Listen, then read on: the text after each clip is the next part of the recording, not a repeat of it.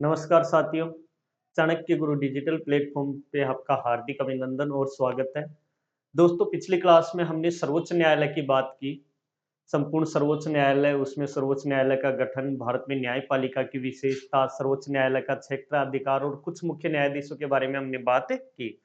आज अपना एक नया टॉपिक सर्वोच्च न्यायालय से जुड़ा हुआ, चूंकि भारत में एकीकृत न्यायिक व्यवस्था अपनाई गई है, जिसमें सर्वोच्च न्यायालय के जस्ट नीचे आता है उच्च न्यायालय, फिर जिला न्यायालय, फिर अधीनस्थ न्यायालय। तो दोस्तों, आज हम पढ़ेंगे उच्च न्यायालय के बारे में, जिसका उल्लेख संविधान के भाग 6 में, संविधान के भाग 6 में अनुच्छेद 214 से लेकर 231 तक के उच्च न्यायालय का गठन, कार्य, शक्तियों का उल्लेख किया गया है। उच्च न्यायालय का गठन, कार्य व शक्तियों का उल्लेख किया गया है। शक्तियों का उल्लेख किया गया, ठीक है। तो यहाँ पे ध्यान रखना, पहला प्रश्न तो यही पर बन जाता है कि राज्य सरकार भाग 6 में उच्च न्यायालय कौन से भाग में आता है? 6 में। अनुच्छेद कहां से लेकर? 214 से लेकर 231 तक। यहाँ पर उच्च न्यायालय का गठन कौन करेगा, कैसे करेगा, वो सारी बातें हैं। कार्य और शक्तियों का उल्लेख किया गया है। तो सबसे पहले गठन के बारे में बात करते हैं दोस्तों। उच्च न्यायालय का गठन, ठीक है, इसके बारे में बात करें तो देखो, अनुच्छेद 214 क्या कहता है कि प्रत्येक राज्य में एक उच्च न्यायालय होगा। अनुच्छेद 200 कहता है कि प्रत्येक राज्य के लिए एक उच्च न्यायालय होगा। ऐसा कौन सा आर्टिकल कहता है? 214, ठीक है। लेकिन दोस्तों, यहां पर विशेष रूप से ध्यान रखना, अनुच्छेद 231 और 7वां संशोधन 1956, इसके अनुसार अगर हम बात करें तो संसद दो या दो से अधिक राज्यों हेतु संयुक्त उच्च न्यायालय का प्रावधान कर सकती है। संयुक्त उच्च न्यायालय का प्रावधान कर सकती है कौन? संसद। तो यहां पर आपसे प्रश्न पूछ ले कि प्रत्येक राज्य में एक उच्च न्यायालय होगा, सही बात है ये भी। लेकिन अब अगर आपसे ये पूछे कि दो या दो से अधिक राज्यों के लिए संयुक्त उच्च न्यायालय हो सकता है, ये भी बात क्या है? सही है। तो दोस्तों, ये दोनों ही बातें सही है। प्रत्येक राज्य में एक उच्च न्यायालय होगा, 214 ये बात कहता ही है। और साथ ही अनुच्छेद 231 और 7वां संशोधन के अनुसार अगर बात करें तो संसद दो या दो से अधिक राज्यों को मिलाकर उनके लिए एक संयुक्त उच्च न्यायालय का प्रावधान कर सकती है। जैसे कि पंजाब, हरियाणा और चंडीगढ़ के लिए एक संयुक्त उच्च न्यायालय है। समझ गए? तो यहाँ पे ये दोनों ही बातें क्या है? सही है। आगे बात करें दोस्तों, किसी भी राज्य में उच्च न्यायालय का गठन करने का अधिकार है, वो किसके पास है दोस्तों? संसद के पास। और संसद उच्च न्यायालय का गठन, ध्यान रखना, कानून बनाकर करती है। यानी किसी भी राज्य में अगर उच्च न्यायालय का गठन करना है तो ऐसा कौन कर सकती है? संसद कर सकती है। ऐसा कौन कर सकती है? संसद। कैसे? कानून बनाएगी, फिर उसके बाद उच्च न्यायालय का गठन करेगी। क्लियर है सबके? तो ऐसा करने का अधिकार केवल और केवल किसके पास है दोस्तों? संसद के पास है। कानून बनाकर ऐसा कर सकती है, ठीक है। आगे बात करें, अनुच्छेद 216, उच्च न्यायालय में न्यायाधीशों की संख्या कितनी होगी? दोस्तों, ध्यान रखना, इसमें क्या कहा गया है कि प्रत्येक उच्च न्यायालय में एक तो मुख्य न्यायाधीश, एक मुख्य न्यायाधीश प्लस अन्य उतने न्यायाधीश होंगे जितने समय समय पर कौन निर्धारित करे? राष्ट्रपति निर्धारित करे। यानी प्रत्येक उच्च न्यायालय में अगर आपसे पूछ ले कि किसी उच्च न्यायालय में कितने न्यायाधीश होंगे, एक मुख्य न्यायाधीश, अन्य उतने न्यायाधीश जितने समय समय पर राष्ट्रपति निर्धारित करे। यानी उच्च न्यायालय के न्यायाधीशों की संख्या में वृद्धि का अधिकार, वृद्धि का अधिकार किसके पास है दोस्तों? राष्ट्रपति के पास। ध्यान रखना, उच्च न्यायालय के न्यायाधीशों की संख्या में वृद्धि करने का अधिकार है, वो किसके पास है दोस्तों? राष्ट्रपति के पास है। क्योंकि कॉन्स्टिट्यूशन साफ साफ अनुच्छेद 216 कहता है कि एक तो मुख्य न्यायाधीश होगा, अन्य उतने न्यायाधीश होंगे जितने समय समय पर राष्ट्रपति निर्धारित करे। इसका मतलब किसी उच्च न्यायालय में कितने न्यायाधीश होंगे यह निर्धारित कौन करेगा? राष्ट्रपति। तो राष्ट्रपति को वृद्धि करने का अधिकार है। राजस्थान उच्च न्यायालय की बात करें तो दोस्तों, राजस्थान उच्च न्यायालय में प्रस्तावित जो न्यायाधीश संख्या है वो कितनी है? 50। मुख्य न्यायाधीश सहित 50 है राजस्थान उच्च न्यायालय। अनुच्छेद 217 की बात करें दोस्तों, बात करता है ये नियुक्ति की, ये कार्यकाल की बात करता है, ये त्यागपत्र की बात करता है, ये हटाने की विधि की बात करता है, ये योग्यता की बात करता है। यानी अनुच्छेद 217 है, काफी इंपॉर्टेंट है। उच्च न्यायालय के न्यायाधीशों की नियुक्ति की ये बातें करता है, ये कार्यकाल की बात करता है, ये त्यागपत्र की बात करता है, ये हटाने की विधि की बात करता है, ये योग्यता की बात करता है। तो इनको अलग अलग पढ़ते हैं। सबसे पहले हम नियुक्ति की बात करें। नियुक्ति, तो दोस्तों देखिए, उच्च न्यायालय के न्यायाधीशों की नियुक्ति है वो कौन करेगा? राष्ट्रपति। एक प्रश्न तो इंपॉर्टेंट यही बन जाता है, साधारण सा प्रश्न है कि उच्च न्यायालय और सर्वोच्च न्यायालय में न्यायाधीशों की नियुक्ति है वो कौन करता है? राष्ट्रपति। नंबर 2 बात करें, मुख्य न्यायाधीश की नियुक्ति की बात करें दोस्तों।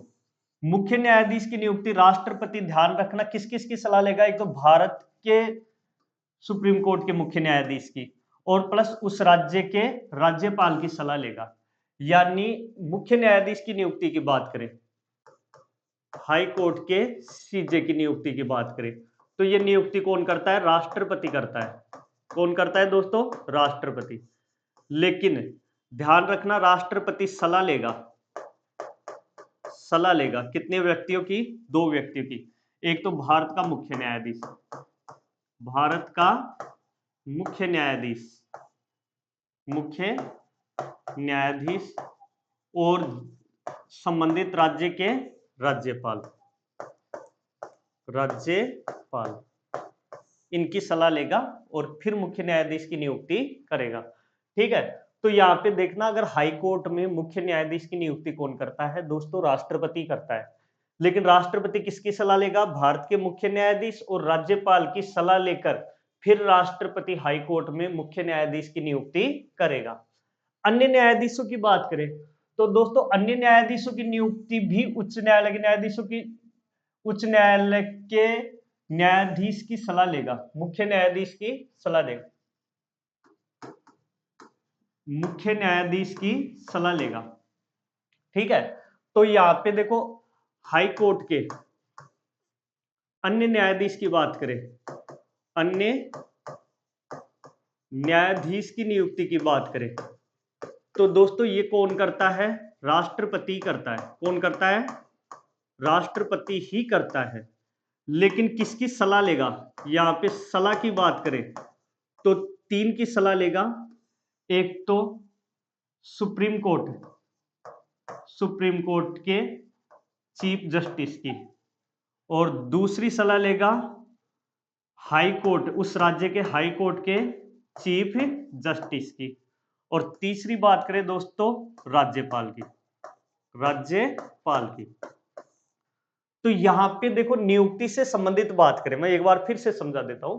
नियुक्ति चाहे उच्च न्यायालय का मुख्य न्यायाधीश हो चाहे अन्य न्यायाधीश हो, सबकी नियुक्ति करता है राष्ट्रपति। मुख्य न्यायाधीश की नियुक्ति की बात की, मुख्य न्यायाधीश की नियुक्ति राष्ट्रपति करता है, लेकिन किसकी सलाह लेगा? भारत के मुख्य न्यायाधीश और राज्यपाल, उस राज्य के राज्यपाल की सलाह लेकर फिर मुख्य न्यायाधीश की नियुक्ति करेगा।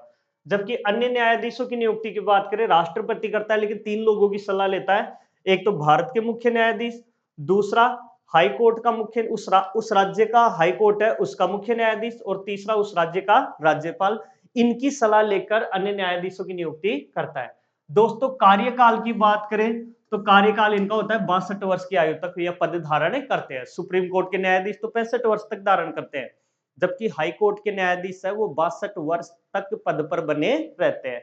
जबकि इससे पहले अगर त्याग पत्र देना चाहिए तो दोस्तों राष्ट्रपति को देते हैं। इससे पहले अगर त्याग पत्र देना चाहे तो किसको देंगे? राष्ट्रपति को। ठीक है, हटाने की विधि दोस्तों, सर्वोच्च न्यायालय के न्यायाधीशों की भांति महाभियोग जैसी प्रक्रिया अपनाई जाती है। अर्थात वेरी इंपॉर्टेंट है आईएमपी। अर्थात कौन हटाता है दोस्तों? संसद द्वारा विशेष बहुमत से पारित प्रस्ताव के बाद इनको राष्ट्रपति हटाता है। इनको कौन हटाता है? राष्ट्रपति हटाता है। ठीक है, यह प्रक्रिया आपने सुप्रीम कोर्ट पढ़ते समय पढ़ी थी, एक बार मैं फिर से बता देता हूं। ठीक है, न्यायाधीश को हटाने की विधि संसद हटा सकती है। ठीक है, संसद द्वारा पारित प्रस्ताव पर कौन हटाएगा? राष्ट्रपति हटा सकता है। अगर डायरेक्ट आपसे पूछ ले कि न्यायाधीशों को कौन हटाता है दोस्तों? राष्ट्रपति। लेकिन संसद में आरोप सिद्ध हो जाए और संसद प्रस्ताव पास कर दे उसके बाद राष्ट्रपति हटाता है। ठीक है, तो ध्यान रखना, यहाँ पे प्रस्ताव किसी भी सदन में लाया जा सकता है। प्रस्ताव किसी भी सदन में लाया जा सकता है। ठीक है, आरोप की बात करें तो दो आरोप लगाए जाते हैं दोस्तों, एक तो सिद्ध कदाचार, सिद्ध कदाचार, और दूसरा अक्षमता, अक्षमता। ये दो आरोप लगाए जाते हैं। ठीक है, और बहुमत कौन से बहुमत से, लास्ट में याद रखना दोनों सदनों में, दोनों सदनों में उपस्थित व मतदान में भाग लेने वाले सदस्यों के 2/3 बहुमत से प्रस्ताव पास होना चाहिए। सदस्यों के 2/3 बहुमत से प्रस्ताव पास होना चाहिए। तो ध्यान रखना दोस्तों, इनको हटाने के लिए वही प्रक्रिया अपनाई जाती है जो सर्वोच्च न्यायालय के न्यायाधीशों को हटाने के लिए अपनाई जाती है। ठीक है, अर्थात साधारण भाषा में बोले इनको राष्ट्रपति हटाता है, लेकिन कब, जब संसद द्वारा विशेष बहुमत से प्रस्ताव पास हो जाए उस और इन पे आरोप सिद्ध हो जाए, उसके बाद राष्ट्रपति इनको हटा सकता है। ठीक है, यहाँ पे ध्यान रखना प्रस्ताव संसद के किसी भी सदन में लाया जा सकता है। लोकसभा में लाया जाए तो 100 सदस्यों का समर्थन आवश्यक, जो कि आपने सर्वोच्च न्यायालय में पढ़ा था। राज्यसभा में लाया जाए तो 50 सदस्यों का समर्थन आवश्यक। आरोप क्या लगाया जाता है, सिद्ध कदाचार और अक्षमता, और ये प्रस्ताव दोनों सदनों में उपस्थित और मतदान में भाग लेने वाले सदस्यों के 2/3 बहुमत से पास होना जरूरी है। क्लियर है दोस्तों? आगे बात करें दोस्तों योग्यता कि कोई व्यक्ति उच्च न्यायालय का न्यायाधीश बनने के लिए क्या क्या योग्यताएं उसमें होनी चाहिए, क्या क्या योग्यताएं उसमें होनी चाहिए। तो सबसे पहली योग्यता है दोस्तों भारत का नागरिक हो, वह भारत का नागरिक हो। ठीक है, दूसरी योग्यता भारत के न्यायिक कार्यों में 10 वर्ष तक का अनुभव हो, 10 वर्ष का अनुभव हो। अगर ये नहीं है तो या लगा सकते हो आप। अगर ये योग्यता पूरी नहीं करता है तो किसी उच्च न्यायालय या न्यायालयों में 10 वर्ष तक, लगातार कितने वर्ष तक, 10 वर्ष तक अधिवक्ता रह चुका हो। ठीक है, ये 3 योग्यताएं हैं इसकी, ध्यान रखना। एक तो भारत का नागरिक हो और वह भारत के न्यायिक कार्यों में 10 वर्ष का अनुभव रखता हो। अगर ये योग्यता पूरी नहीं करता है तो फिर ये भी कर सकता है कि किसी उच्च न्यायालय या न्यायालयों में लगातार 10 वर्ष तक क्या रह चुका हो, अधिवक्ता, अधिवक्ता का मतलब वकील रह चुका हो। अगर कोई व्यक्ति इनमें से यानी भारत का नागरिक इन दोनों में से कोई एक योग्यता रखता है तो वह भारत के उच्च न्यायालय का न्यायाधीश बनने के लिए क्या है दोस्तों, योग्य है। ठीक है, तो ये इसकी योग्यता है दोस्तों। इनको शपथ है, अनुच्छेद 249 के अनुसार शपथ राज्यपाल दिलाता है। इनको शपथ राज्य का राज्यपाल दिलाता है, नियुक्ति तो राष्ट्रपति करता है, जबकि शपथ कौन दिलवाएगा, राज्यपाल दिलाता है। ठीक है दोस्तों, वेतन भत्तों का उल्लेख अनुच्छेद 221 में किया गया है। इनका वेतन भत्ते है वो संसद कानून बनाकर निर्धारित करती है। खास बात याद रखना, वेतन राज्य की संचित निधि से मिलते हैं। वेतन कहां से मिलता है, राज्य की संचित निधि से मिलता है। और ध्यान रखना इसमें वित्तीय आपातकाल को छोड़कर कार्यकाल के दौरान वेतन कम नहीं किया जा सकता। यानी दोस्तों केवल वित्तीय आपातकाल में इनके वेतन को कम किया जा सकता है, अन्यथा कभी भी अलाभकारी परिवर्तन नहीं किया जा सकता, सिवाय वित्तीय आपातकाल को छोड़कर। तो ये काफी इंपॉर्टेंट बन रहा है यहाँ पर प्रश्न कि न्यायाधीशों का वेतन कब कम किया जा सकता है, केवल वित्तीय आपातकाल में, अन्यथा कम नहीं किया जा सकता। वेतन निर्धारित कौन करती है दोस्तों, संसद। वेतन निर्धारित कौन करती है, संसद कानून बनाकर निर्धारित करती है। और इनको वेतन कहां से मिलता है, राज्य की संचित निधि से वेतन मिलता है, राज्य की संचित निधि से वेतन मिलता है। तो दोस्तों पेंशन की बात करें तो ध्यान रखना, इनको पेंशन की अगर बात करें तो संघ की संचित निधि से मिलती है, ये भी इंपॉर्टेंट है। यानी पेंशन तो संघ की संचित निधि से मिलती है, वेतन राज्य की संचित निधि से मिलता है। वेतन संसद निर्धारित करती है कानून बनाकर, कार्यकाल के दौरान वेतन में कमी नहीं की जा सकती, केवल वित्तीय आपातकाल को छोड़कर, यानी वित्तीय आपातकाल में इनके वेतन में कटौती की जा सकती है। नेक्स्ट बात करें दोस्तों, वर्तमान में मुख्य न्यायाधीश का यानी हाईकोर्ट के मुख्य न्यायाधीश का वेतन 2.5 लाख है, ठीक है। अन्य न्यायाधीशों का वेतन 2,25,000 है, ये याद रखना 7वें वेतन आयोग के हिसाब से। न्यायाधीशों का स्थानांतरण, अनुच्छेद 222, ठीक है। उच्च न्यायालय के न्यायाधीशों का भारत के राष्ट्रपति मुख्य न्यायाधीश की सलाह से एक राज्य में दूसरे राज्य में स्थानांतरण कर सकता है। तो ध्यान रखना, उच्च न्यायालय का न्यायाधीशों का स्थानांतरण एक राज्य से दूसरे राज्य के हाईकोर्ट में किया जा सकता है। यह काम करता कौन है? भारत का राष्ट्रपति, भारत का राष्ट्रपति मुख्य न्यायाधीश की सलाह से करता है, यह बात ध्यान रखना, ठीक है। उच्च न्यायालय के न्यायाधीशों का स्थानांतरण का उल्लेख कौन से अनुच्छेद में? 222 में। करता कौन है दोस्तों? भारत का राष्ट्रपति भारत के मुख्य न्यायाधीश की सलाह से करता है। मुख्य न्यायाधीश से सलाह लेगा, उसके बाद हाईकोर्ट के न्यायाधीशों को एक राज्य से दूसरे राज्य में स्थानांतरित कर सकता है। कौन कर सकता है? राष्ट्रपति कर सकता है, ठीक है दोस्तों। कार्यकारी मुख्य न्यायाधीश, अनुच्छेद 223, ठीक है। यहाँ पे ध्यान रखना, अगर उच्च न्यायालय में मुख्य न्यायाधीश का पद रिक्त हो जाता है तो राष्ट्रपति अन्य न्यायाधीशों में से किसी एक को कार्यकारी मुख्य न्यायाधीश यानी कार्यवाहक मुख्य न्यायाधीश नियुक्त कर सकता है, ठीक है। तो यहाँ पे आपसे प्रश्न पूछ ले कि उच्च न्यायालय में कार्यवाहक राष्ट्रपति पद पर नियुक्त कौन करता है? भारत का राष्ट्रपति करता है। किसको नियुक्त करता है दोस्तों? उच्च न्यायालय के अन्य न्यायाधीशों में से किसी एक को भारत का राष्ट्रपति कार्यकारी मुख्य न्यायाधीश नियुक्त कर सकता है। ये इंपॉर्टेंट है दोस्तों, काफी इंपॉर्टेंट है, इसको ध्यान में रखना। उच्च न्यायालय में तदर्थ न्यायाधीशों की नियुक्ति नहीं की जाती। दोस्तों अनुच्छेद 127 पढ़ा होगा आपने, सर्वोच्च न्यायालय में तदर्थ न्यायाधीशों की नियुक्ति की जाती है जब कोरम नहीं हो। लेकिन ध्यान रखना, उच्च न्यायालय में तदर्थ न्यायाधीशों की नियुक्ति नहीं की जाती। हाँ, कार्यकारी मुख्य न्यायाधीश है वो राष्ट्रपति नियुक्त करता है, लेकिन तदर्थ न्यायाधीशों की नियुक्ति उच्च न्यायालय में नहीं की जाती। इस बात का ध्यान रखना, वेरी इंपॉर्टेंट है, ध्यान रखना।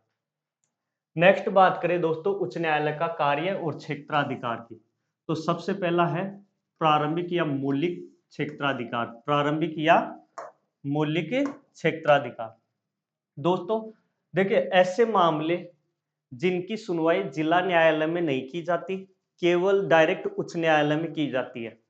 ऐसे मामले जिनकी सुनवाई जिला न्यायालय में नहीं की जाती, डायरेक्ट उच्च न्यायालय में की जाती है, उनको हम क्या बोलते हैं? उच्च न्यायालय का मौलिक या प्रारंभिक क्षेत्राधिकार। अब इसमें दो मामले आते हैं, एक तो मौलिक अधिकारों की रक्षा हेतु रिट जारी करना, अनुच्छेद 226, और 226 के तहत ये 5 प्रकार की रिट जारी करता है दोस्तों। एक तो बंदी प्रत्यक्षीकरण, बंदी प्रत्यक्षीकरण, दूसरा है परमादेश, तीसरा है प्रतिषेध, चौथा है उत्प्रेषण, पांचवा है अधिकार परीक्षा।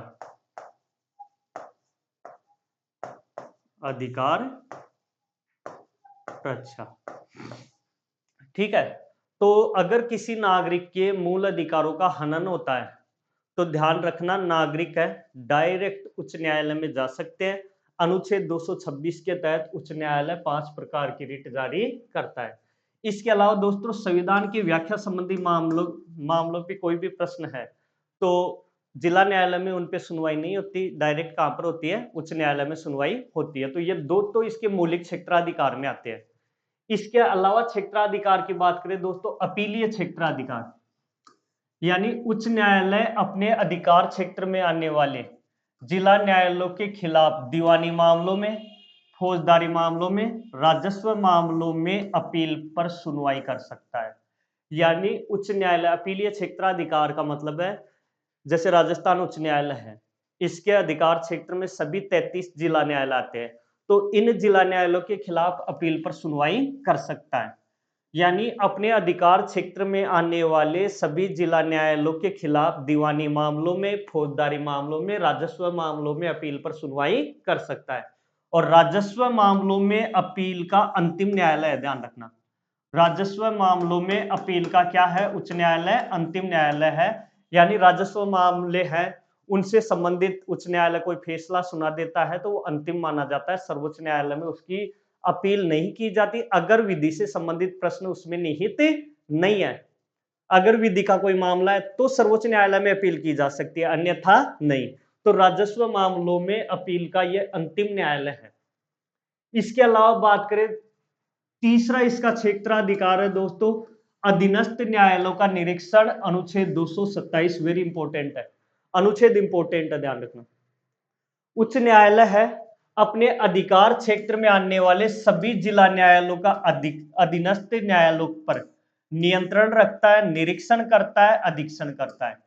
ठीक है। उच्च न्यायालय है अपने अधिकार क्षेत्र में जितने भी न्यायालय आते हैं, चाहे वो जिला न्यायालय हो या अधीनस्थ न्यायालय हो, ठीक है, उन पर उच्च न्यायालय का नियंत्रण होता है अनुच्छेद 227 के तहत। उनका निरीक्षण करता है, अधीक्षण करता है, निर्देश देता है। कौन से अनुच्छेद के तहत? 227 के तहत। तो अनुच्छेद 227 कहता है कि एक राज्य में उच्च न्यायालय है, उसके अधिकार क्षेत्र में जितने भी जिले अधीनस्थ न्यायालय वो सारे उसके नियंत्रण में रहेंगे। ठीक है। इसके अलावा बात करें दोस्तों, चौथा क्षेत्राधिकार है अभिलेख न्यायालय। यहां पर भी आर्टिकल इंपॉर्टेंट है, अनुच्छेद 215। अनुच्छेद 215 है वो उच्च न्यायालय को अभिलेख न्यायालय का दर्जा प्रदान करता है। ठीक है, अभिलेख न्यायालय का दर्जा प्रदान करता है। कौन सा अनुच्छेद? 215। इसका अर्थ क्या है? उच्च न्यायालय के निर्णय उसके अधिकार क्षेत्र में साक्ष्य के रूप में स्वीकार किए जाएंगे और इसे अपनी अवमानना पर दंडित करने का अधिकार होगा। दोस्तों ध्यान रखना, अभिलेख न्यायालय आपने सर्वोच्च न्यायालय में भी पढ़ा था, अनुच्छेद 129। तो उसी प्रकार अनुच्छेद 215 है वो उच्च न्यायालय को अभिलेख न्यायालय का दर्जा प्रदान करता है। इसका अभिप्राय क्या है कि उच्च न्यायालय द्वारा दिए गए डिसीजन उसके क्षेत्र अधिकार क्षेत्र में साक्ष्य के रूप में स्वीकार किए जाएंगे। अगर कोई उच्च न्यायालय के डिसीजन की अवमानना करता है तो उसे दंडित करने का अधिकार होगा। इसी को बोलते हैं अभिलेख न्यायालय, जो कि कौन सा अनुच्छेद? 215 अनुच्छेद है, वो उच्च न्यायालय को अभिलेख न्यायालय का दर्जा प्रदान करता है। दोस्तों आगे बात करें, न्यायिक पुनरावलोकन या संविधान का रक्षक। तो संविधान का रक्षक या न्यायिक पुनरावलोकन की शक्ति है न केवल सर्वोच्च न्यायालय को है बल्कि उच्च न्यायालय को भी है। न्यायिक पुनरावलोकन का मतलब है, आपने पिछली क्लास में पढ़ा था कि विधायिका द्वारा बनाए गए कानून कार्यपालिका द्वारा लागू किए गए कानूनों की जांच करता है कि वो संविधान के अनुकूल है या नहीं है। अगर वो संविधान के अनुकूल नहीं है तो ऐसे कानूनों को अवैध करार दे सकता है। इसी शक्ति को क्या बोलते हैं? न्यायिक पुनरावलोकन। दोस्तों इसके बारे में हम विस्तृत बात तो सर्वोच्च न्यायालय में कर चुके हैं, तो यहाँ सामान्य बात करते हैं कि अनुच्छेद 213 और 226 उच्च न्यायालय को न्यायिक पुनरावलोकन का अधिकार देता है। और न्यायिक पुनरावलोकन शब्द का उल्लेख संविधान में नहीं है, संविधान में नहीं है, ध्यान रखना इस बात का। ये कहां से लिया गया? अमेरिका से लिया गया। ये शब्द कहां से? अमेरिका से लिया गया। इन सब बातों का कर चुके हैं, विधि द्वारा स्थापित प्रक्रिया इसका आधार है, वो सारी चीजें हम पढ़ चुके हैं।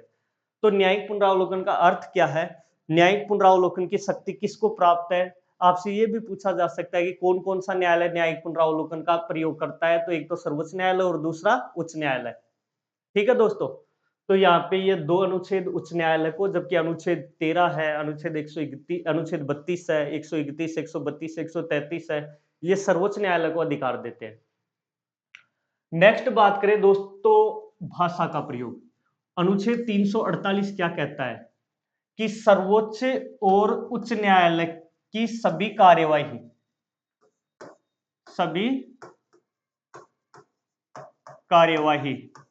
अंग्रेजी कार्रवाई या सुनवाई है वो अंग्रेजी भाषा में होगी।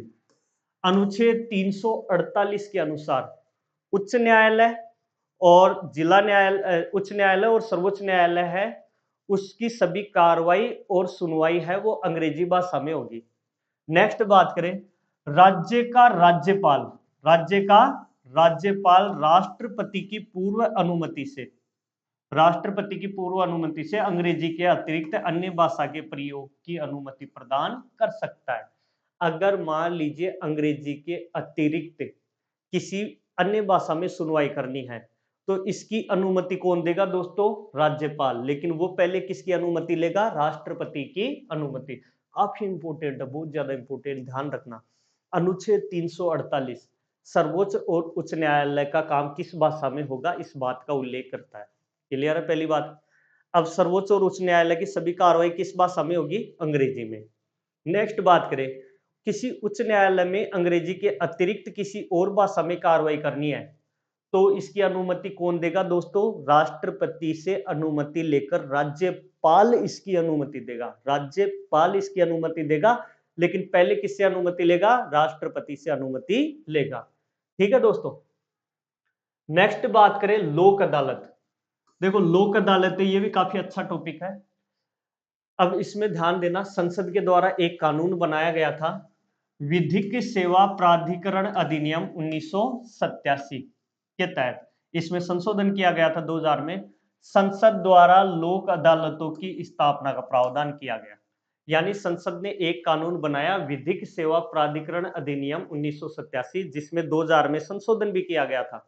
तो ये कानून है वो लोक अदालतों की स्थापना का प्रावधान करता है। इनका गठन का मुख्य उद्देश्य दोस्तों क्या है? विवादों का मैत्रीपूर्ण समाधान करना। यानी आप direct high court, supreme court, जिला अदालत जाओगे, कानूनी पेचड़ों में फंसोगे। इसके बजाय लोक अदालत क्यों स्थापित की गई कि भाई स्थानीय विवाद है, आपस में मिलजुल कर वही सुलझा ले, यानी मैत्रीपूर्ण तरीके से समाधान हो जाए ताकि विवाद का हमेशा अंत हो जाए। इसी उद्देश्य से इनका गठन किया जाना सुनिश्चित किया गया। ठीक है। इसमें ध्यान रखना केवल दीवानी मामलों पर सुनवाई होती है। केवल कौन से मामले? दीवानी मामलों पर। यानी और इसमें दूसरी खास बात याद रखना, कोई भी मामला दोनों पक्षों की सहमति से लाया जाता है, फैसला दोनों पक्षों के लिए बाध्यकारी होता है। यानी इसमें देखो कोई भी मामला है, दोनों पक्ष सहमत होंगे तभी उस मामले को लोक अदालत में रखा जाएगा। अगर एक पक्ष भी सहमत नहीं है तो लोक अदालत उस पर सुनवाई नहीं करेगी। यानी इसमें दीवानी मामलों पर सुनवाई होती है, दोनों पक्षों की सहमति से फैसला लाया जाता है। एक बार लोक अदालत ने फैसला कर दिया तो दोनों के लिए बाध्यकारी होता है मानना, दोनों के लिए क्या होता है? बाध्यकारी। लेकिन ध्यान रखना, अगर फैसले से असंतुष्ट होने पर जिला न्यायालय में अपील की जा सकती है। फैसले से अगर असंतुष्ट है तो जिला न्यायालय में अपील की जा सकती है। दोस्तों ध्यान रखना, भारत में पहली लोक अदालत थी वो गुजरात में। भारत में पहली लोक अदालत कहाँ स्थापित की गई? गुजरात में। जबकि राजस्थान की पहली लोक अदालत थी वो कोटा में स्थापित की गई। राजस्थान की पहली स्थायी लोक अदालत थी वो कोटा में स्थापित, या राजस्थान की पहली स्थायी लोक अदालत, ठीक है, वो स्थायी लोक अदालत थी वो सॉरी यहाँ पे स्थायी लोक अदालत वो है उदयपुर में, उदयपुर में। अगर आपसे पूछ ले राजस्थान की पहली स्थायी लोक अदालत कहाँ स्थापित की गई? उदयपुर में। और सर्वाधिक लोक अदालतें कहाँ पर है? कोटा में। राजस्थान पहला राज्य है जिसमें संपूर्ण राज्य में लोक अदालतों की स्थापना की गई। ठीक है, एक बार मैं दोबारा से बता देता हूं लोक अदालत। सबसे पहली बात देखिए, लोक अदालतों का प्रावधान कौन सा कानून करता है, यह प्रश्न आता है यहाँ पे। तो ध्यान रखना दोस्तों, विधिक सेवा प्राधिकरण अधिनियम 1987 यह संसद के द्वारा पारित किया गया, इसमें 2000 में संशोधन किया गया। ये जो कानून है भारत में लोक अदालतों की स्थापना का प्रावधान करता है। नंबर 2, इसका गठन का मुख्य उद्देश्य क्या है दोस्तों? विवादों का शांतिपूर्ण मैत्रीपूर्ण समाधान करना। विवादों का शांतिपूर्ण मैत्रीपूर्ण समाधान करना, ये इसका मूलभूत उद्देश्य है। ठीक है। अब इसमें ध्यान रखना, केवल दीवानी मामलों पर सुनवाई होती है, फौजदारी और राजस्व मामलों पर सुनवाई नहीं होती, केवल दीवानी मामलों पर सुनवाई होती है। नेक्स्ट, लोक अदालत किन फैसलों पर सुनवाई करती है? जो दोनों पक्षों की सहमति से लाया जाए। यानी इसमें कोई भी विवाद है वो दोनों पक्षों की सहमति से लाया जाएगा तभी यह सुनवाई करेगी। अगर एक पक्ष भी नहीं लाता या एक पक्ष भी सहमति नहीं देता तो फिर मामला यहां नहीं सुना जाएगा, दोनों पक्षों की सहमति से। एक बार फैसला हो जाता है तो ध्यान रखना दोनों पक्षों को मानना बाध्यकारी है।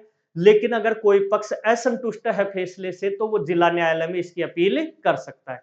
फिर आपसे पूछ ले भारत की पहली लोक अदालत कहां पर है, तो गुजरात में। आपसे पूछ ले राजस्थान में पहली लोक अदालत कहां पर स्थापित की गई, कोटा में, जो कि बाद में समाप्त कर दी गई थी।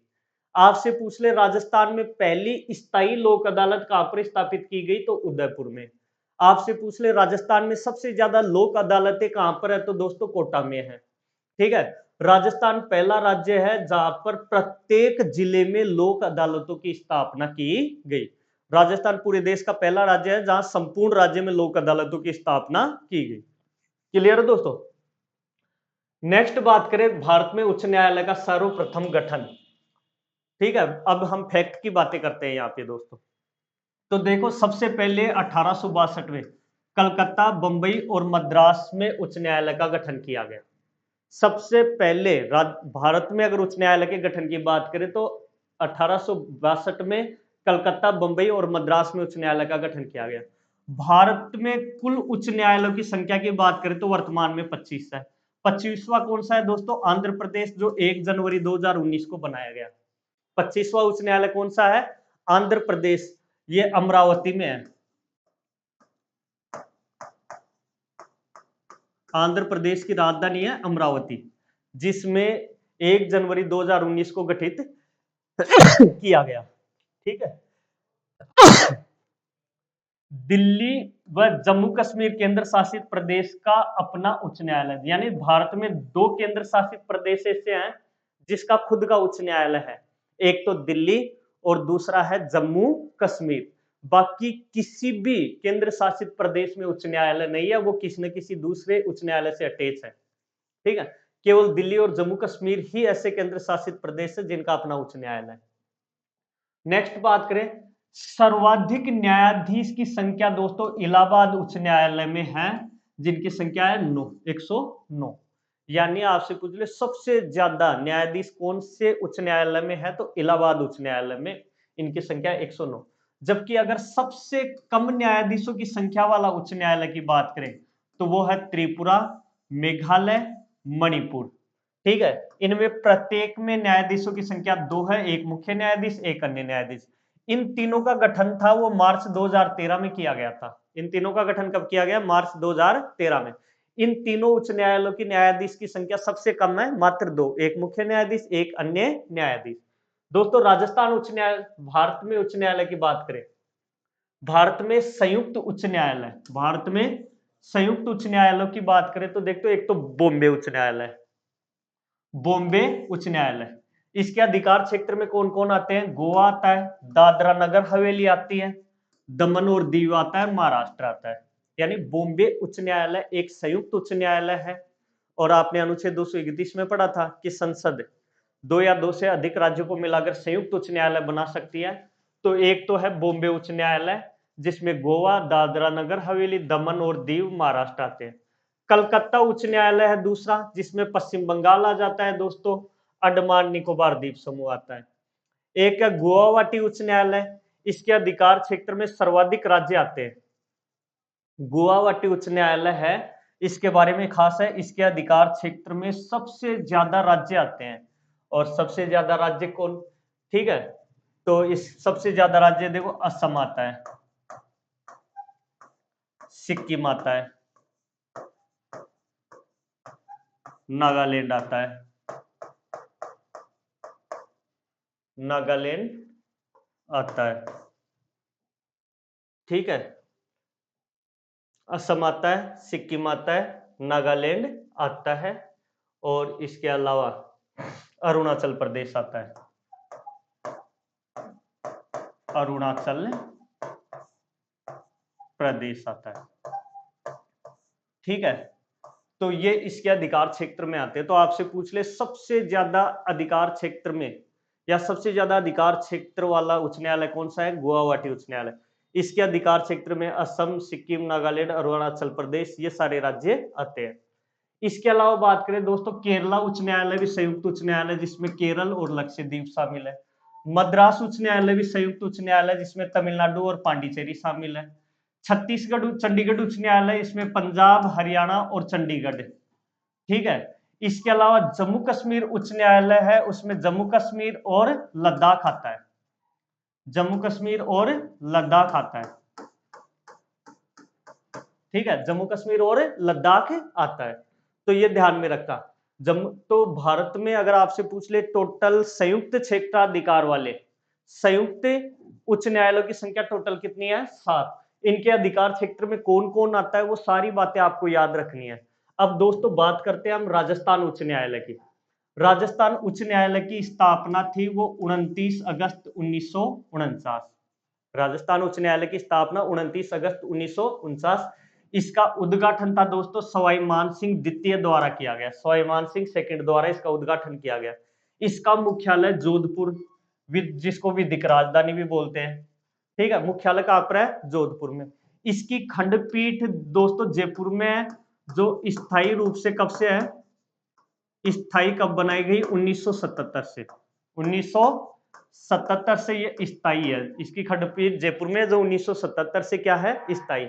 राजस्थान उच्च न्यायालय में प्रस्तावित न्यायाधीशों की संख्या की बात करें दोस्तों 50 है। राजस्थान उच्च न्यायालय में प्रस्तावित न्यायाधीशों की संख्या कितनी है? 50। और प्रथम मुख्य न्यायाधीश दोस्तों कमलकांत वर्मा, के वर्मा, के वर्मा राजस्थान उच्च न्यायालय के प्रथम मुख्य न्यायाधीश है। वर्तमान मुख्य न्यायाधीश की बात करें तो इंद्रजीत मोहंती है, ठीक है, वर्तमान इंद्रजीत मोहंती। और इसके अलावा इंद्रजीत मोहंती अभी हटा दिया गया है, सॉरी इसका कार्यकाल पूरा हो गया है। वर्तमान है वो जस्टिस रविंद्र भट्ट है, जो कि 36वें न्यायाधीश है। जस्टिस रविंद्र भट्ट, जो कि 36वें मुख्य न्यायाधीश है ना, सीजे, सीजे। तो दोस्तों एक बार मैं फटाफट और रिपीट कर देता हूं। तो यहाँ पर बात करें सबसे पहले, देखो मैंने आपको क्या बताया, उच्च न्यायालय संविधान के भाग 6 में अनुच्छेद 214 से 231 तक इसका गठन, कार्य और शक्तियों का उल्लेख किया गया। अनुच्छेद 200 क्या कहता है कि प्रत्येक राज्य में एक उच्च न्यायालय होगा। लेकिन साथ ही अनुच्छेद 231 और 7वां संशोधन क्या कहता है कि 2 या 2 से अधिक राज्यों के लिए संयुक्त उच्च न्यायालय का प्रावधान भी कर सकता है, जो कि भारत में 7 है। दोस्तों ध्यान रखना, यहाँ पे उच्च न्यायालय, किसी राज्य में उच्च न्यायालय का गठन करने का अधिकार है वो संसद के पास है, संसद कानून बनाकर ऐसा करती है, ठीक है। न्यायाधीशों की संख्या की बात करें तो दोस्तों एक मुख्य न्यायाधीश, अन्य उतने न्यायाधीश जितने राष्ट्रपति निर्धारित करे, यानी इनकी संख्या में वृद्धि करने का अधिकार राष्ट्रपति को है। राजस्थान उच्च न्यायालय में प्रस्तावित न्यायाधीश है 50। अनुच्छेद 217 नियुक्ति, कार्यकाल, त्यागपत्र हटाने की विधि और योग्यता की बात करता है। दोस्तों इनकी नियुक्ति राष्ट्रपति करता है, चाहे मुख्य न्यायाधीश हो या फिर अन्य न्यायाधीश हो, ठीक है। इसके अलावा बात करें कार्यकाल 62 वर्ष की आयु तक त्यागपत्र या राष्ट्रपति को देते हैं। हटाने की विधि वही सर्वोच्च न्यायालय के न्यायाधीशों के समान, संसद है वो प्रस्ताव पास करेगी, तब राष्ट्रपति इनको हटा सकता है, राष्ट्रपति इनको हटा सकता है, ठीक है। नेक्स्ट बात करें दोस्तों योग्यता, भारत का नागरिक को 10 वर्ष का विधिक अनुभव होना चाहिए या किसी उच्च न्यायालयों में 10 वर्ष तक अधिवक्ता रह चुका हूं। शपथ है राज्यपाल दिलाता है इनको, ठीक है। वेतन भत्ते संसद निर्धारित करती है, कानून बनाकर राज्य की संचित निधि से मिलता है, जबकि पेंशन है वो केंद्र की संचित निधि से मिलती है। मुख्य न्यायाधीश को 2.5 लाख, अन्य न्यायाधीशों को 2,25,000। स्थानांतरण है वो भारत का राष्ट्रपति भारत के मुख्य न्यायाधीश की सलाह लेकर अन्य न्यायालयों में भी कर सकता है, ठीक है। इसके अलावा इनकी नियुक्ति, कार्यकारी मुख्य न्यायाधीश की नियुक्ति, अगर मान लो मुख्य न्यायाधीश का पद रिक्त हो जाता है तो कार्यकारी मुख्य न्यायाधीश की नियुक्ति वो भारत का राष्ट्रपति करता है। तदर्थ न्यायाधीशों की नियुक्ति यहाँ पर नहीं की जाती। फिर दोस्तों क्षेत्राधिकार के बारे में पढ़ा हमने, मौलिक क्षेत्राधिकार है, अपीलीय क्षेत्राधिकार है, अधीनस्थ न्यायालयों का निरीक्षण करता है, अभिलेख न्यायालय का इसको दर्जा प्राप्त है, न्यायिक पुनरावलोकन यानी ये संविधान का रक्षक भी है। फिर उसके बाद हमने भाषा के प्रयोग की बात की कि अनुच्छेद 348 के अनुसार उच्च न्यायालय और सर्वोच्च न्यायालय में ध्यान रखना अंग्रेजी भाषा में काम होगा, लेकिन अंग्रेजी के अतिरिक्त अन्य भाषा का प्रयोग करना है तो राज्य का राज्यपाल राष्ट्रपति की पहले अनुमति लेकर फिर अनुमति देगा, ठीक है। फिर उसके बाद हमने लोक अदालतों की इस बात की कि विधिक सेवा प्राधिकरण अधिनियम 1987 जो कि विवादों के मैत्रीपूर्ण समाधान के लिए लोक अदालतों का प्रावधान करता है। इनमें दीवानी मामले आते हैं, दोनों पक्षों की सहमति से मामला आता है, मामला मानना बाध्यकारी है, असंतुष्ट हो तो जिला न्यायालय में अपील कर सकते हैं। पहली लोक अदालत थी देश की वो गुजरात में, राजस्थान की बात करें कोटा में, राजस्थान में स्थायी लोक अदालत उदयपुर में, इसके अलावा सबसे ज्यादा लोक अदालत है वो कोटा में स्थापित की गई। भारत का पहला राज्य राजस्थान है जो संपूर्ण राज्य में लोक अदालतें स्थापित की। दोस्तों फिर उसके बाद हमने भारत में उच्च न्यायालय के इतिहास की बात की, तो सबसे पहले उच्च न्यायालय था वो कलकत्ता, बंबई, मद्रास में स्थापित किया गया। वर्तमान में भारत में टोटल 25 उच्च न्यायालय हैं, जिनमें 25वां आंध्र प्रदेश है, जम्मू कश्मीर और दिल्ली एकमात्र दो केंद्र शासित प्रदेश है जिनका अपना खुद का उच्च न्यायालय है। तो दोस्तों आगे देखो, सबसे ज्यादा न्यायाधीशों की संख्या इलाहाबाद उच्च न्यायालय में, तो सबसे कम न्यायाधीशों की संख्या त्रिपुरा, मेघालय और मणिपुर में है। फिर दोस्तों संयुक्त उच्च न्यायालयों की बात करें तो 7 उच्च न्यायालय देश में संयुक्त उच्च न्यायालय है, जिनके अधिकार में एक से अधिक राज्य या केंद्र शासित प्रदेश आते हैं। बॉम्बे उच्च न्यायालय, कलकत्ता, गुवाहाटी में सब अधिकार क्षेत्र में सबसे ज्यादा राज्य आते हैं, 4 राज्य, ठीक है। इसके अलावा केरला, मद्रास, चंडीगढ़ और जम्मू कश्मीर उच्च न्यायालय। राजस्थान उच्च न्यायालय की बात करें दोस्तों, 29 अगस्त 1949 को इसका उद्घाटन सवाई मान सिंह द्वितीय के द्वारा किया गया। इसकी मुख्यालय जोधपुर में है, जोधपुर को विधिक राजधानी कहा जाता है, जबकि खंडपीठ जयपुर में जो स्थायी रूप से 1977 से कार्यरत है।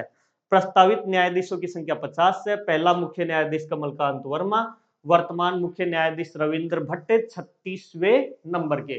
तो दोस्तों ये था अपना उच्च न्यायालय, जिसके बारे में आज हमने अध्ययन किया। नेक्स्ट क्लास में मिलते हैं एक नए टॉपिक के साथ। आज के लिए यहीं तक, बहुत बहुत धन्यवाद।